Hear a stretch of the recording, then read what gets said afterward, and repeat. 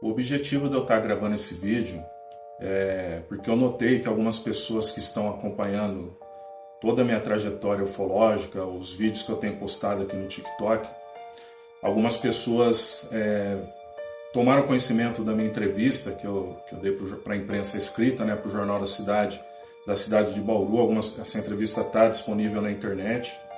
E eu percebi que um número grande de pessoas que depois, após verem essa entrevista, vieram conversar comigo, e muitas delas tinham a mesma ideia, que é uma ideia que ela está um pouco equivocada.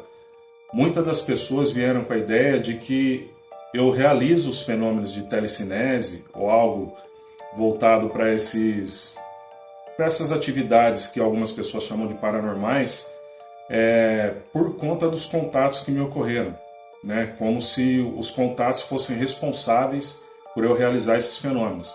Então eu queria deixar claro para vocês que fizeram essa pergunta para mim, para quem também quiser pesquisar a respeito, vai estar aparecendo, vou estar deixando aí a forma que vocês têm para encontrar essa entrevista aí. E deixar claro que os fenômenos de telecinese que eu provoco, seja ele de flexibilidade de metais, de movimentar objetos sem tocar, não tem nada a ver com os contatos com os extraterrestres. Tá? Eu realizo esses fenômenos muito antes de eu ter contato com esses seres. Então, em algum ponto, para quem leu aquela entrevista, acabou entendendo que eu passei a ter essas habilidades após ter contato com esses seres. E isso não é uma verdade, tá, galera? Então, estou deixando claro para vocês aqui. A telecinese eu sempre procuro colocar uma grade entre aquilo que eu aprendi através do desenvolvimento mental, praticando, e aquilo que os seres me ensinaram. Os extraterrestres, toda vez que eles entravam em contato comigo, basicamente eles me ensinavam coisas que eram ligadas direto à evolução humana ou à evolução planetária, ou escalas evolutivas existentes no cosmos. Geralmente eles passavam esse tipo de informação.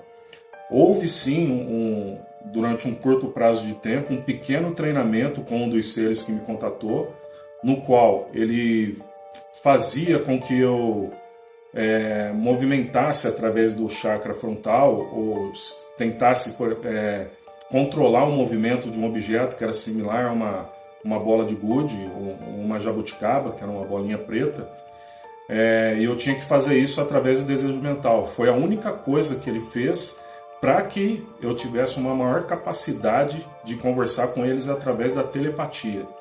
Então foi a única coisa voltada aos seres que realmente eles desenvolveram na minha pessoa, tá? Em relação a esse tipo de assunto que eu estou tratando. Outra coisa que eu queria dizer é que existe um livro, né, eu já citei isso em outros vídeos, um livro chamado Caso Gerard. Ele foi escrito pela cientista e pela doutora Mônica Borini, que ela é psicóloga também, ela trata sobre assuntos de abduções, e ela acabou tomando conhecimento do meu caso. Eu conheço a doutora Mônica pessoalmente, ela veio até Bauru, e antes dela escrever esse livro, a primeira coisa que ela quis testificar era presenciar esses fenômenos de perto. Então ela trouxe um físico para acompanhar, e através de equipamentos caríssimos que ele trouxe, foi constatado realmente, através de um ambiente controlado, a minha autenticidade em relação a esses fenômenos. Para quem não sabe quem é a doutora Mônica Borini, vou estar deixando esse vídeo, vai estar aparecendo aí para vocês. Ela, ao lado do ufólogo, que é um dos ufólogos também mais bem conceituados da atualidade, que é o Edson Boaventura, ele é muito conhecido aí no YouTube. E nessa entrevista com ele, ela apresenta esse meu livro e ela fala do meu caso e deixa bem claro que foi eliminada as possibilidades de fraudes em cima desses fenômenos que eu provoco.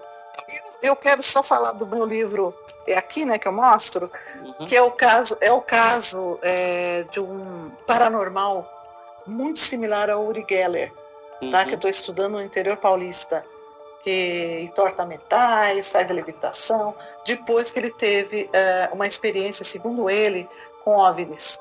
Interessante. Tá? Então, assim, eu estou estudando porque está relacionado com essa questão Agora nós estamos no processo de fazer a hipnose e tudo mais.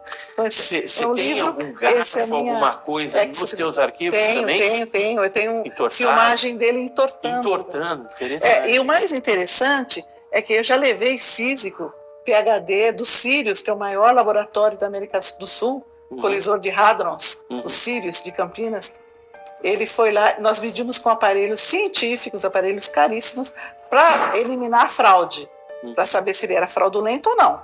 Já eliminamos, então não é fraude. Que bacana, realmente ele tem o fenômeno dele.